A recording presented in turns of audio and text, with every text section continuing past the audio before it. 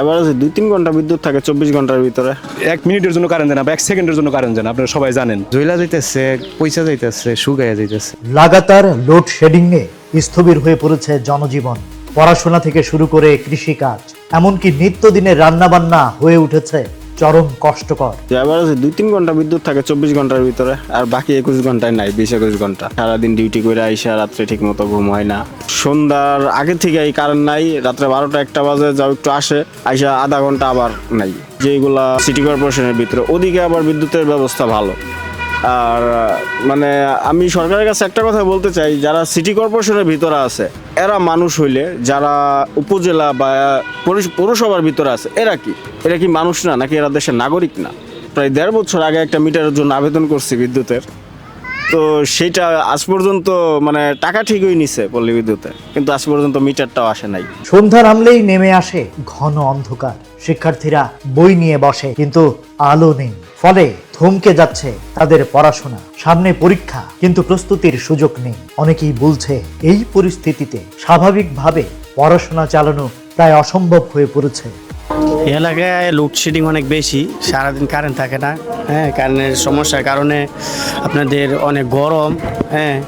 তারপরে যারা স্কুলে পড়ালেখা করে সমস্যা হয়। স্কুল মাদ্রাসা, দিনের বেলা স্কুল মাদ্রাসা চলে, বিদ্যুৎ থাকে না, গরমের মধ্যে পড়ালেখা করতে অনেক অসুবিধা হচ্ছে বাচ্চাদের। তারপরে আপনার লোডশেডিংয়ের কারণে দেখা গেছে যে আপনার যারা অটো চালায়, গাড়ি চালায়, বা বিদ্যুতের যে ফ্রিজে বা সামারসেল যে পানির প্রয়োজন পড়ে, গোসলের পানি, তারপরে খাওয়ার পানি, এগুলো অনেক সমস্যা হয়। মানুষে গোসল করতে পারে না, পানি খেতে পারে না। এখন তো প্রচুর গরম, কারণ গরমের সময় যদি কারেন্ট না থাকে অনেক সমস্যা হয় বেশি। শীতের সময় কারেন্ট একটু কম থাকলেও চলে, কিন্তু গরমের সময় কারেন্ট এমনি বেশি প্রয়োজন। কিন্তু এখন প্রচুর পরিমাণ লোডশেডিং দিতেছে আর কি। বিদ্যুৎ সংকটের সবচেয়ে বড় প্রভাব পড়েছে কৃষিতে। সেচ পাম্প বন্ধ থাকায় জমিতে পানি দেয়া যাচ্ছে না। এতে করে শুকিয়ে যাচ্ছে ফসলের জমি, বাড়ছে উৎপাদন ঝুঁকি।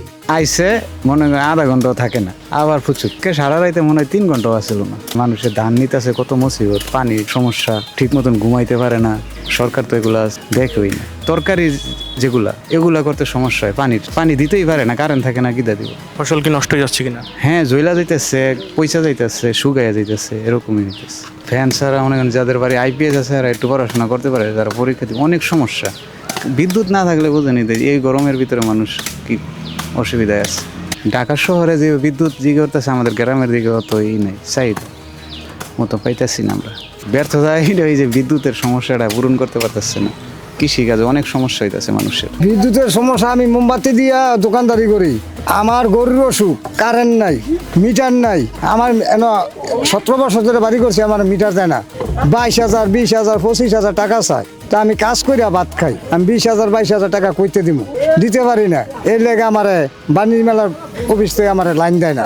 তখন সরকার এটা বুঝে না, বুঝতো তবে কারেন্ট ঠিক মতন দিত, পানি ঠিক মতন দিত, আমরা পাই না। আমার একটা গরু 1 লক্ষ টাকার মাল, গোড়া ওই ফান কারেন্ট গরমে আমার মরে অবস্থা, একটা গরু মরে অবস্থা। আমার যদি একটা মিটার দিত তো আমার ঘরে কারেন্ট থাকলো, নিলে আমি মোমবাতি ধরাইয়া, চার্জার বাতি ধরাইয়া আমি দোকানদারি করি। স্থানীয়দের অভিযোগ, দিনে বহুবার বিদ্যুৎ চলে যায়, কিন্তু কখন আসবে তার কোনো নির্দিষ্ট সময় নেই। এতে করে পরিকল্পনা করে কোনো কাজই করা যাচ্ছে না। ব্যবসা বাণিজ্যেও পড়েছে নেতিবাচক প্রভাব। আমি 17 বছর সিঙ্গাপুরে ছিলাম, 10 মাস হয়েছে দেশে আসছি। প্রথম তো ভালোই ছিল, যে খুবই সুন্দর সার্ভিসিং, শীতকালে শীতের পরও মোটামুটি ভালো একটা সার্ভিসিং দিতেছিল। কিন্তু ইদানিং এই যে 5-7 দিন যাবত মানে আমরা অদৃষ্ট হয়ে গেছি, আমরা রাত্রে ঘুমাতেই পারতেছি না। আমি নিজেই তা ভুক্তভোগী যে কি পরিস্থিতির মধ্যে আমি আছি, মানে আমার সহ্য হইতেছে না। কারণ সিঙ্গাপুরে ছিলাম, অন্যরকম একটা আবহাওয়ার মধ্যে ছিলাম। 1 মিনিটের জন্য কারেন্ট দেন না বা 1 সেকেন্ডের জন্য কারেন্ট দেন না, আপনারা সবাই জানেন। বাহিরের যে ইগুলি আছে, যেগুলো মানে ধনী রাষ্ট্রগুলি আছে, দেশে থেকে শুনলাম যে ভালো সার্ভিসিং, কিন্তু বাস্তবতা তো পাইতেছি না এই ইদানিং। কারণ বর্তমান কিন্তু পরীক্ষাটা হলো সবচেয়ে গুরুত্বপূর্ণ। আমরা যা দেখতেছি, আমরা না একটু কষ্ট করতেছি, কিন্তু যে ছাত্ররা পরীক্ষা দিব কিভাবে? একটু পরে তো বিদ্যুৎ চলে যদি যায়, তাহলে তো ওই যে যতটুকু পানি গেছে, এই যে খরা, অতটুকুই যাইব, তারপরে আর যাইব না। তাহলে যদি কন্টিনিউ কারেন্ট পানি দিতে পারতো তাহলে ওদের পুরো ক্ষেত্রে একবারে ভরে দিত গা। এই জায়গায় 1 ঘন্টায় পানিটা পাইতো, ওই জায়গায় ধরেন 3 ঘন্টা 4 ঘন্টা লেগে যায়। তাদের মতে গ্রামে নিরবচ্ছিন্ন বিদ্যুৎ সরবরাহ নিশ্চিত না হলে শিক্ষা, কৃষি এবং স্বাভাবিক জীবন ব্যবস্থা মারাত্মকভাবে ক্ষতিগ্রস্ত হবে। বিদ্যুতের এই সংকট শুধু অন্ধকার বাড়াচ্ছে না, বাড়িয়ে দিচ্ছে মানুষের কষ্ট।